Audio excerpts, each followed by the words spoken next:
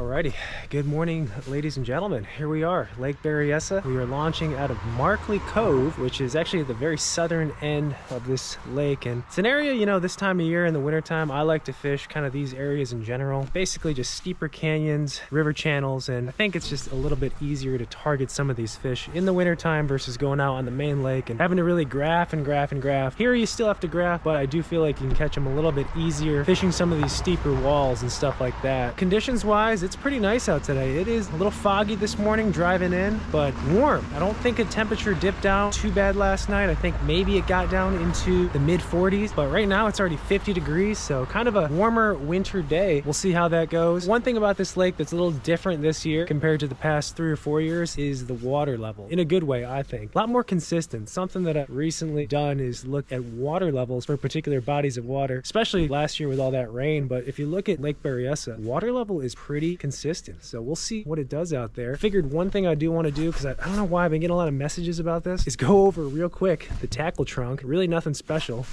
I'll take you guys with me. Yeah, I've been getting a lot of messages and emails about this specific tackle trunk. It is a custom build, of course. It's just a case cruiser box. I think it's actually meant to be a gun box. Customized the lid to make it flat and flush. As far as the outside accessories, Scotty locking mount to, this is maybe one of the oldest things on my boat, this mount right here. Dude, I've had this thing for like 10 years. Got this off of Amazon. It's been with me for, yeah, maybe 10, 11 years actually. But that's the rear GoPro, of course. I added a couple of clips as like attachment points to secure this trunk down.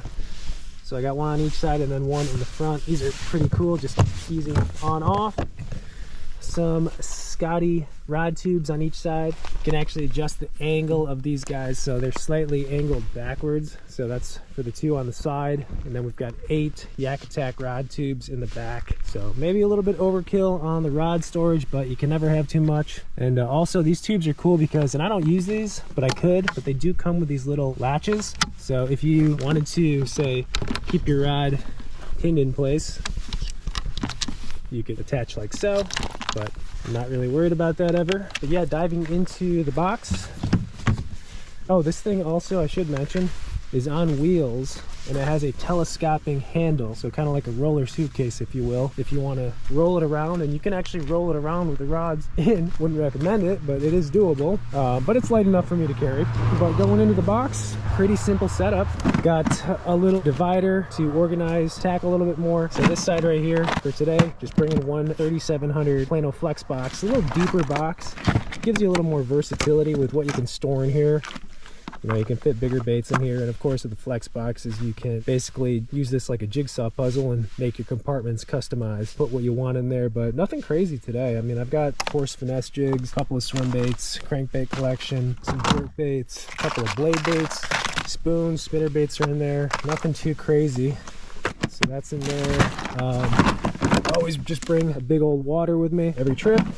And this is actually the terminal box that I have. It's kind of like the miscellaneous terminal box. I usually keep all my terminal in here, but I did change that up. So there's some random stuff in here like weights, a wacky tool, some tungsten, bobber stops, extra drop shot weights, but mainly this guy right here. In this compartment, just a little smaller. I'm gonna try not to spill this all, because that would be bad. You never want to spill terminal tackle. But this is going to be in my main terminal. You got jig heads, underspins, swim bait hooks, you got some weedless drop shot stuff, normal drop shot hooks, some Ned rig stuff, some jaw droppers, miscellaneous hooks, and then some weights. So keeping that pretty simple. And then these 2 compartments right here, I utilize this one for soft plastics. Nothing crazy in here. I won't go over all the soft plastics, but pretty standard stuff. Drop shot stuff, swim baits. Got an A-rig with me, so I got some extra swim baits, some Ned jig stuff. Oh, and I will say this too. I've definitely dabbled with different soft plastic storage. It's funny. It's kind of like that one YouTuber that I think his name's You Betcha. He always compares like a comedy skit of a Yeti product versus like a normal cheap product. $50 Yeti opener versus like a normal Yeti opener. Yeti $400 chair versus a lawn chair. You get the idea. But this is kind of along the same principle. Yeah, there's some pretty cool storage bags out there for soft plastics, but honestly, the most efficient, cost-effective is just a Ziploc gallon baggie. That's all you need to organize your soft plastics. They're lightweight. You can even label them if you want to get crazy, and you can get a lot of them for cheap. Underneath there, this, in the wintertime, is probably the only time I bring it really. This little bag for crappie. So got some jig heads, crappie minnows in there, some gulp. That's for if it gets not tough, but maybe I find a big school of crappie, especially out here on lakes like Berryessa. If I find the mother load of crappie, I don't have crappie stuff, I'm gonna be kicking myself. This sits down there just in case. Then the last little compartment, this bag right here, scale. Got a radio in here, multi-tool, got an extra magnet or fob for the Newport, a couple extra Dark Horse A-rigs, leader line. I think that's pretty much it. Oh, and a headlamp down there. There's a headlamp. Another bag in here is for food, my turkey sandwich, and meat sticks. Shout out Righteous Felon. These things are amazing meat sticks and a perfect kayak fishing snack. And then at the bottom of this guy, I think those are self-explanatory. But yeah, that is the tackle trunk. That is how I have mine set up pretty much on a regular basis. I can switch stuff in and out pretty easy depending on where I'm going, the day, time of year, stuff like that. Yeah, as I mentioned, we are at Lake Berryessa. We're all loaded up. Let's get out on the water, see what happens.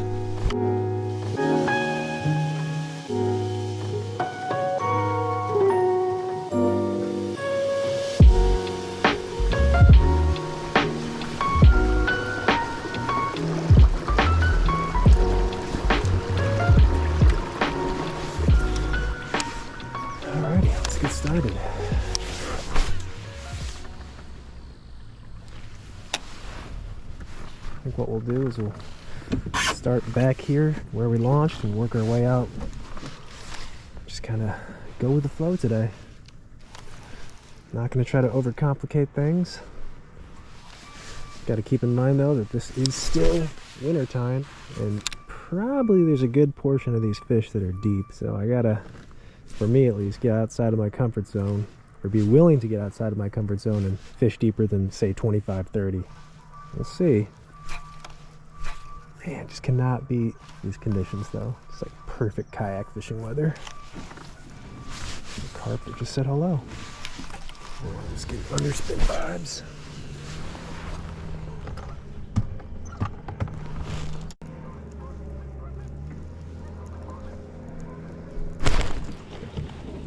See that bite? Got bit right there. How'd you not eat it, bro? How'd you not eat it? Definitely some fish down in 15 to 20 though. Already seen the marks. Come on now.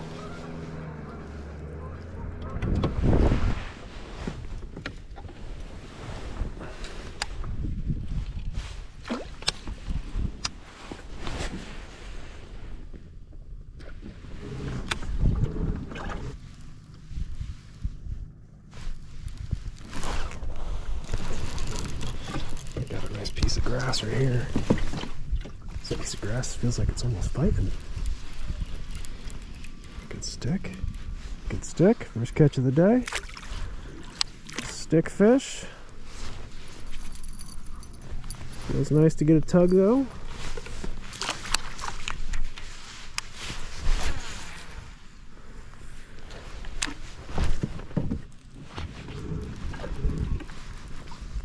I don't know why I feel like an underspin will get bit.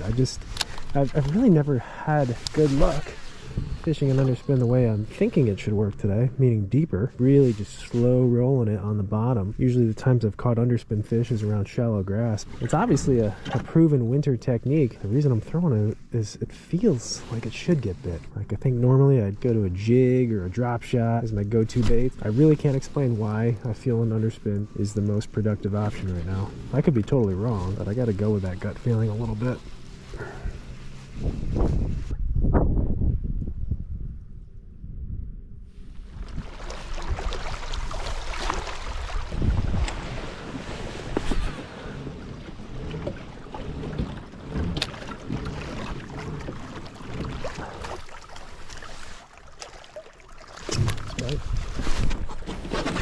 Got one. Ned jig. I'm guessing a spotty on a rocky point. Oh, Smalljawz. A brownie. That's cool. First bite of the day. I got a bronze one. Thank you, sir.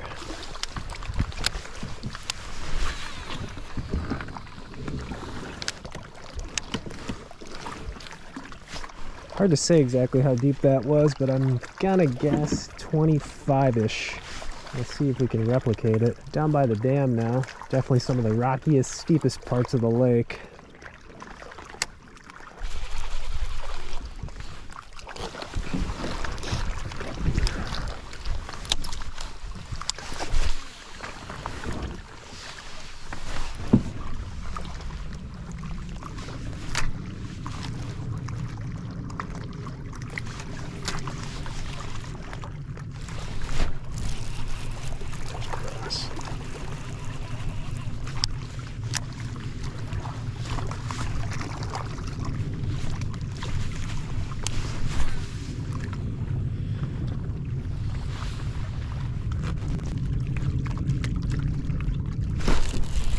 Underspin.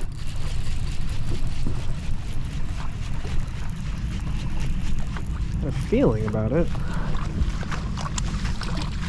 Got a little guy. Oh, sorry. Sorry, sir. A little spotty, about like the exact same size as a smallmouth. What's funny is I just made that cast like 5 times with a jig. Nothing. Change the underspin. It's that first or second cast, get bit. Just kind of feeling it come up through those rocks. Maybe the underspin theory will work out today. We'll get on a little bite, little pattern. The technique, like I said, I want to get better at. It can definitely be a player out here. We got tournament season coming up, and we're fishing a lot of places like this. Deep reservoirs, fish can get bait oriented. If you don't have a deep underspin in your back pocket, you're missing out.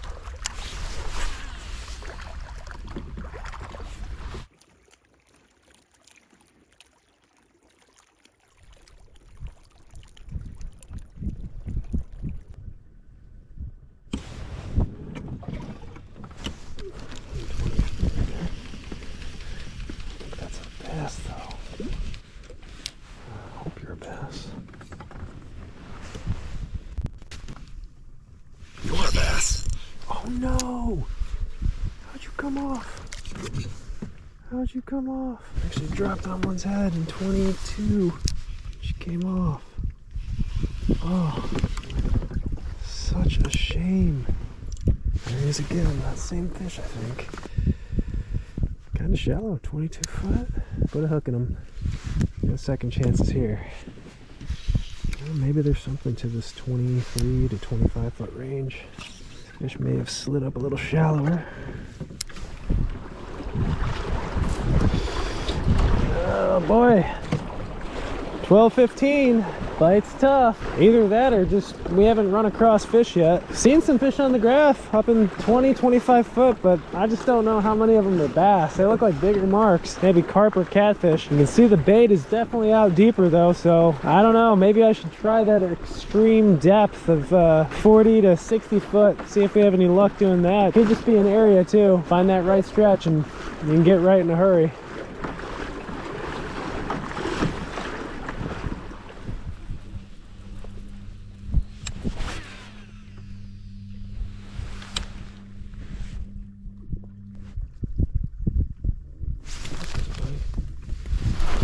Finally got one. My gosh, it took a minute. Whoop. Went in reverse by accident. Feels like an actual keeper though. I don't think it's a net job. That's another smallmouth.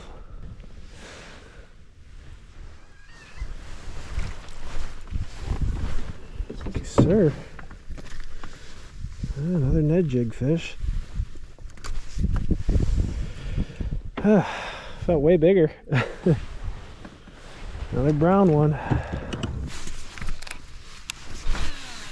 It's definitely tough to say, like, when you catch a smallmouth in a certain depth here, from my experience, like, if that's like a depth they're relating to, because I think the smallmouth roam even more than the spots here. And you can catch them up in 5 foot just because they happen to be cruising through there, and you can catch them down in like 50. That was on the pause too, so fishing gods are telling me to slow down.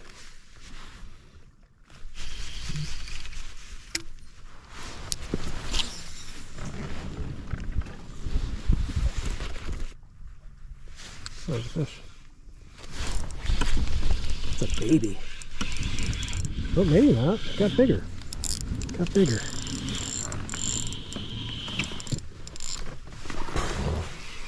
Man, definitely not on my game today, that's for sure. That was weird, that one just popped off. Had tension on them, didn't turn the rod or anything for the hook to pop, just came off.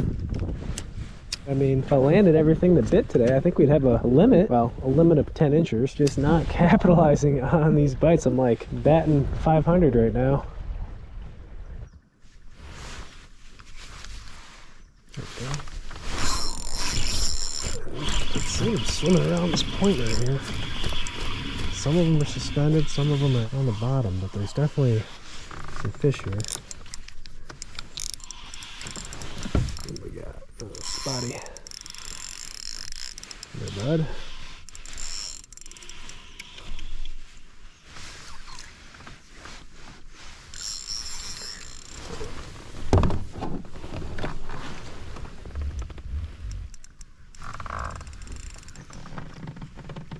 It's actually a decent one.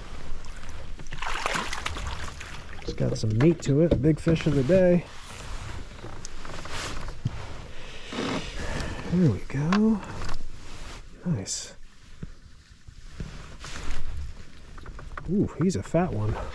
Now there's a winter chunk right there. Yeah, see, some are suspended, some are on the bottom. I don't know if I'm maybe just throwing through some of these suspended fish and they're following it down or what, but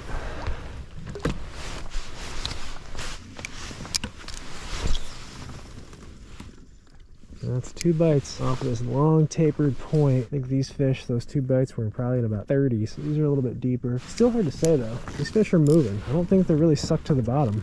I really do think we're just throwing it by one's head. Looks like there's little schools of 2 and 3 together, and maybe we're just throwing that drop shot right through them and they're following it down and eating it. That's what it seems like, at least.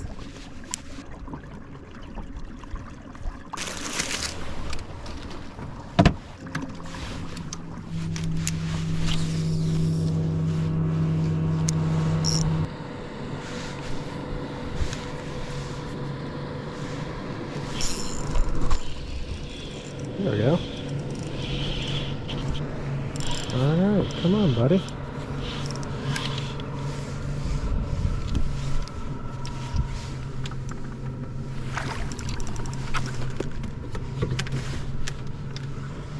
Well, fatty. Another deeper fish too, in 30. Seems like maybe they're getting a little more active. Water temp's almost up to 55. Did not expect it to be that warm today. Thought it'd be 51, 50, something like that, but whatever.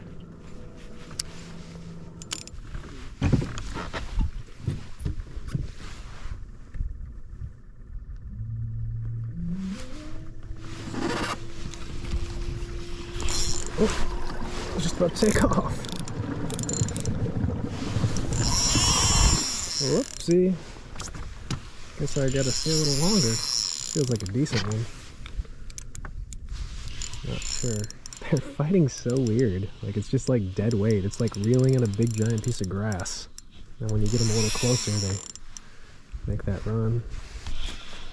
This is a nettable one for sure. Kind of feels like a largemouth coming up towards the surface. That's definitely a sign of a largemouth, but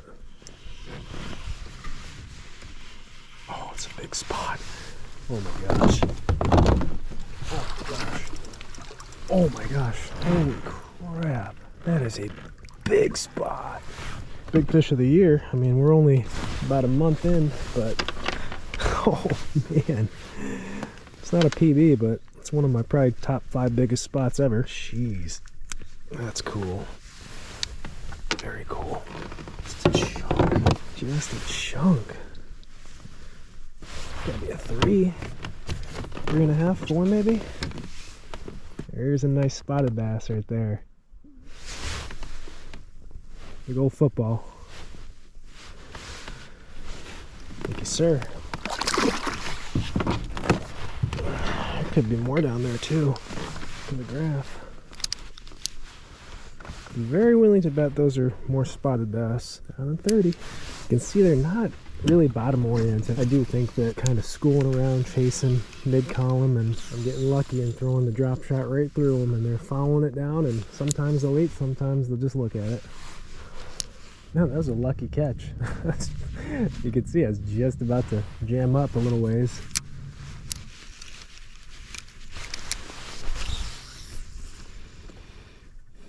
There we go. Landed on one. It's really just what it takes, dude. I can tell because I'm getting bit like immediately after it hits the bottom. Largemouth? Look at the Berryessa Slam. That's like a, nope, that's a smallmouth. Might be a hybrid. Another solid fish though. What is this? And it's like a hybrid between a spot and a smallmouth. It's called a meanmouth. What a beautiful fish though. Fun fish.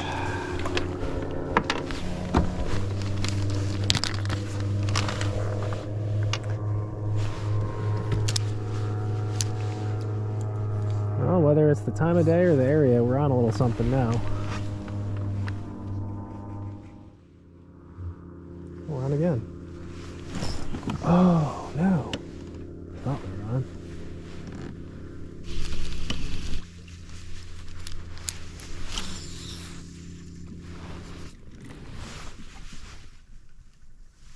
There we go. Oh my goodness gracious. Still being sloppy. Didn't even feel that bite. Got heavy. Come on now. Alrighty. Just past 4 o'clock. Sun is starting to make its way down. So got a decent little haul back to the ramp. So I think we'll make our way back towards there and fish anything that looks good on the way back. But not a bad day at all.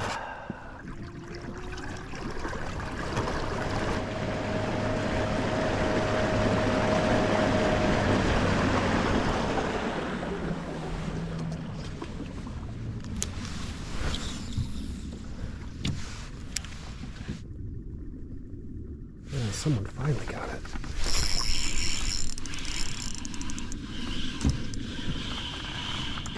Guys are definitely cooperating today. Oh, that was a largemouth. Dang it.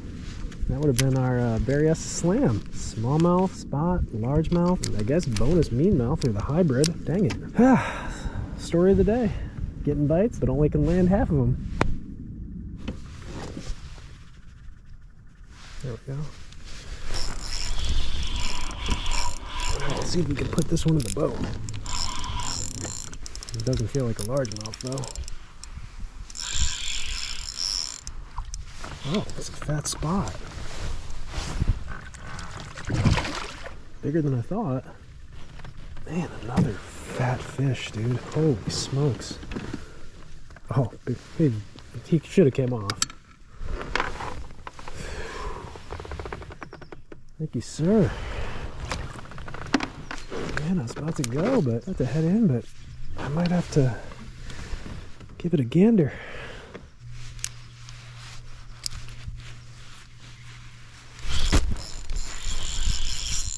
There's a school of them. Oh, there's our slam right there. Largemouth. Berryessa Slam. What a day.